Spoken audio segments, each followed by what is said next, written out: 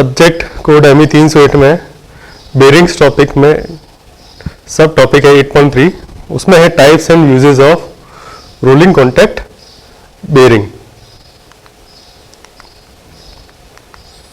Rolling contact bearings जैसे कि हमने पढ़ा था कि rolling contact bearing the contact between the bearing element and the rolling is the contact between the bearing element is rolling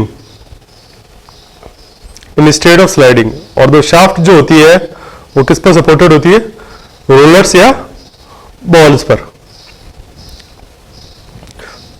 for the starting condition and at the moderate speed जो friction losses होते हैं rolling contact bearing में वो lower होते हैं then that of equivalent hydrodynamic journal bearing. ये ऐसा किस लिए होता है, because the sliding contact is replaced by the rolling contact which and the rolling contact हमेशा low coefficient of friction, rolling contact में हमेशा लो कोफिशिएंट ऑफ फ्रिक्शन होता है, इसीलिए रोलिंग कॉन्टैक्ट फ्रिक्शन को हम कहते हैं एंटी फ्रिक्शन बेरिंग। लेकिन इसमें हमेशा कुछ ना कुछ फ्रिक्शन हमेशा प्रेजेंट रहता है between the contacting surfaces between the rolling element and the inner and outer cages. Generally जो कोफिशिएंट ऑफ फ्रिक्शन है वो रोलिंग कॉन्टैक्ट बेरिंग के लिए वेरी करता है 0.0012 to 0.0045 depending upon the type of bearing. एक well manufactured rolling element bearing और properly designed bearing for properly designed application offers the following advantages over the sliding contact. पहला है इसके लिए स्टार्टिंग फ्रिक्शन बहुत ही कम होता है, जबकि स्लाइडिंग कॉन्टैक्ट में स्टार्टिंग फ्रिक्शन ज्यादा होता है। Load carrying capacity approximately constant होती है, मतलब जो लोड जो कैरी करेगी हमेशा कांस्टेंट कैरी करेगी, इसके टाइम के साथ इसका लोड कैरिंग कैपेसिटी जो है वो वेरी नहीं होगी। It can overload for a limited period of time, ये कुछ टाइम के लिए ओवरलोड भी ले सकती है। और it can maintain accurate shaft alignment, shaft का जो अलाइनमेंट है वो भी एक्यूरेट मेंटेन करती है। It require less axial space, इसके लिए एक्सियल स्पेस कम चाहिए। इसका लुब्रिकेशन सिंपल है और pre grease bearing can run for a long time, और प्री ग्रीसिंग कर दे तो ये लॉन्ग टाइम के लिए रन कर सकती है। Rolling element bearing have the following disadvantage, इसके कुछ डिसएडवांटेज है। पहली तो इसकी हाई इनिशियल कॉस्ट है। दूसरा, it require large diameter space compare to general bearing, इसको लार्ज डायमीटर स्पेस चाहिए जनरल बेरिंग के कंपैरिजन में। इसकी रनिंग कॉस्ट थोड़ी हाई है और इसका शॉक लोड के अगेंस्ट रेजिस्टेंस भी पुअर है। Type of rolling contact bearing, rolling contact bearing generally में 4 पार्ट होते हैं। पहला इनर एंड आउटर रेस होती है, दूसरा एक रोलिंग एलिमेंट होता है लाइक बॉल, तीसरा एक केज होता है विच holds the rolling element together, जो कि रोलिंग एलिमेंट को साथ में बांध होल्ड करके रखता है, और उसके बीच स्पेस होती है ताकि and space is then evenly, उनको भी इवनली स्पेस देता है ताकि around the periphery of the shaft, shaft की फेरिफेरी के अराउंड इवनली स्पेस्ड में ये बॉल्स अरेंज होती है। Depending upon the type of rolling element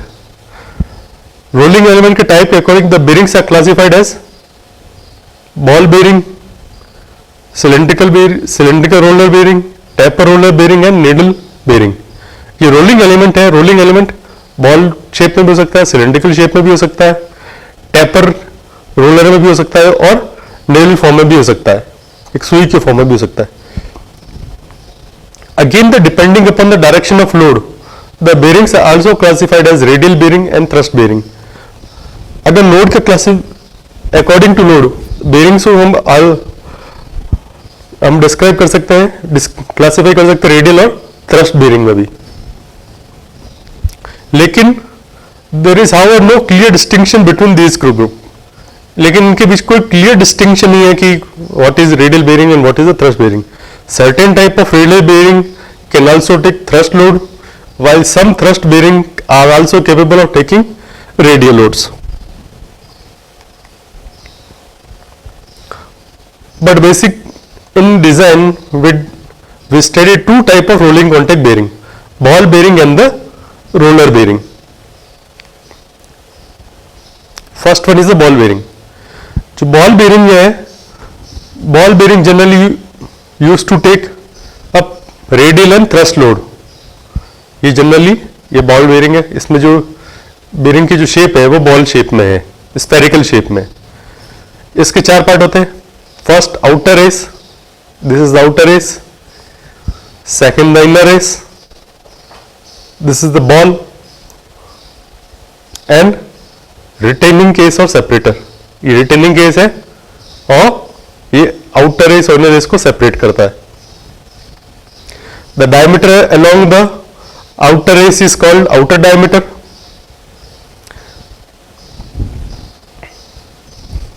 and this is the bore diameter which is equal to the shaft diameter.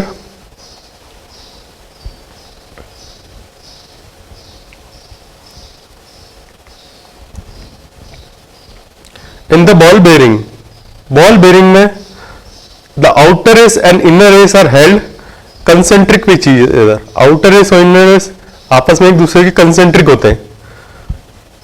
With each other by inserting spherical ball, उनके बीच spherical ball को रखकर वो concentric रखते हैं. By inserting spherical ball circumferentially at equal intervals. ये जो spherical balls है ये सर्कमफेरेंशियली इक्वल इंटरवल्स पर अरेंज होती है. These balls are held in their position by the retaining cage. ये जो बॉल्स है आपस में अपनी पोजीशन पर रहती है with the help of retaining cage. Retaining cage की वजह से ये आपस में अपनी पोजीशन पर होती है. The retaining cage also serves the purpose of always keeping the ball separate and thereby preventing them from rubbing against each other. ये रिटेनिंग केज है, बॉल को सेपरेट रखता है ताकि जो बॉल है वो रब ना हो आपस में. In some special cases, these bearing don't have an inner race. कुछ स्पेशल केसेस में बेरिंग में इनर केस नहीं होता है. So the balls are placed in a race directly cut on the shaft. तो कुछ केस में क्या होता है, इनर रेस होता नहीं है, तो बॉल्स जो होते हैं वो शाफ्ट के ऊपर ही प्लेस करता है. शाफ्ट के ऊपर डायरेक्ट कट होता है, उसमें ही हम प्लेस कर देते हैं. This figure shows systematic diagram deep groove ball में. इस तरह की बेरिंग को हम कहते हैं deep groove ball bearing. One of important aspect to successful bearing design is conformity of ball radius to raceway radius. सबसे इंपॉर्टेंट एस्पेक्ट है कि बॉल रेडियस हमेशा कंफर्म करनी चाहिए रेसवे रेडियस में. If the radius of curvature of ball is increased, अगर radius of ball का increase किया जाए, the unit surface stress induce between the ball and the raceway is reduced. तो जो सरफेस स्ट्रेस है वो बॉल और रेसवे में रिड्यूस हो जाएगा और साथ साथ लोड कैरिंग कैपेसिटी भी इंक्रीज हो जाएगी. लेकिन बॉल रेडियस को इंक्रीज करने से बेरिंग फ्रिक्शन बढ़ता है, तो हमें प्रॉपर सिलेक्शन करना पड़ता है. Conformity of ball and raceway is important in design criterion to reduce the friction between the ball and raceway. अब बॉल बेरिंग कितने तरह की होती है? बॉल बेरिंग होती है radial ball bearing, angular ball bearing और thrust ball bearing. In the radial ball bearing have been primarily design to take up radial force. ये रेडियल फोर्स को एब्जॉर्व करती है. So they can also take up the axial thrust up to certain extent.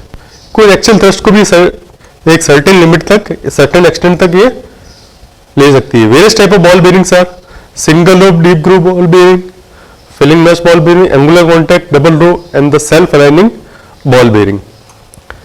First deep groove ball bearing.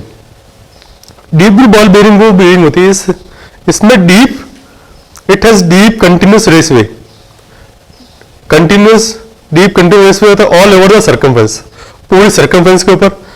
Construction of deep groove ball bearing permits the bearing to support high radial load along the thrust load. Deep groove ball bearing से bearing जो है high radial load भी ले सकती है, साथ में thrust load भी ये ले सकती है। Filling notch ball bearing, to increase the radial load carrying capacity of deep groove ball bearing, its construction is slightly modified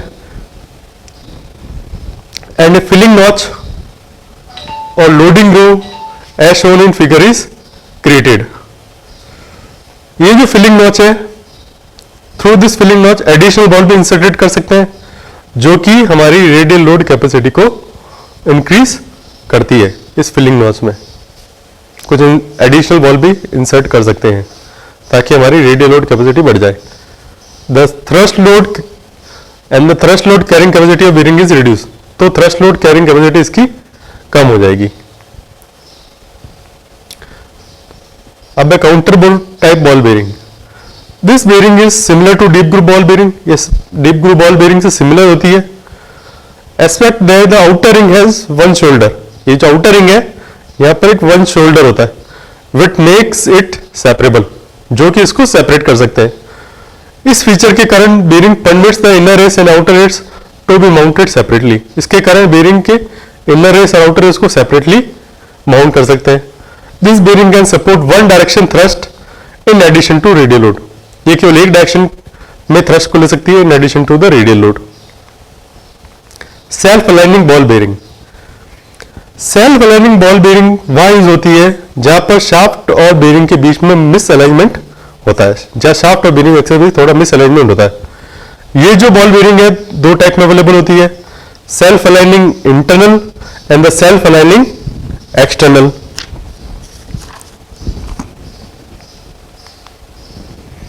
double row ball bearing, ये जो double row deep groove ball bearing है ये high radial और thrust load को लेने के लिए design की जाती है।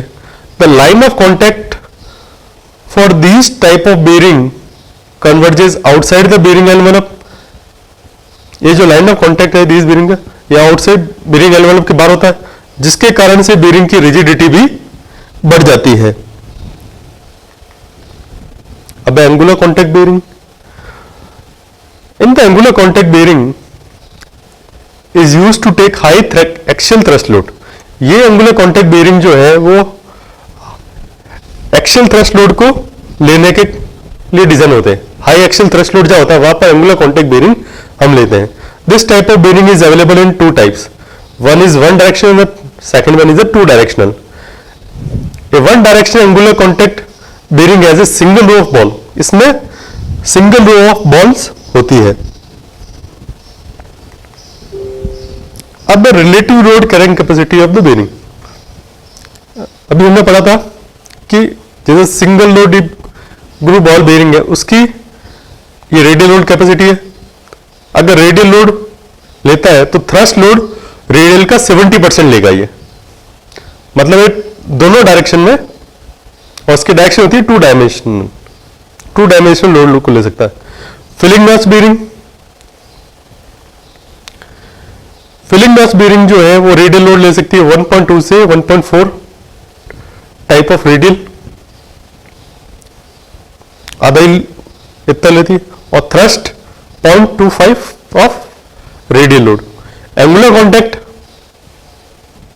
1 से 1.15 टाइप रेडियल कैपेसिटी है इसकी, उसकी थ्रस्ट कैपेसिटी 1.5 से 2.3 एफ रेडियल, और इसमें लोड की डायरेक्शन है वन डायरेक्शन।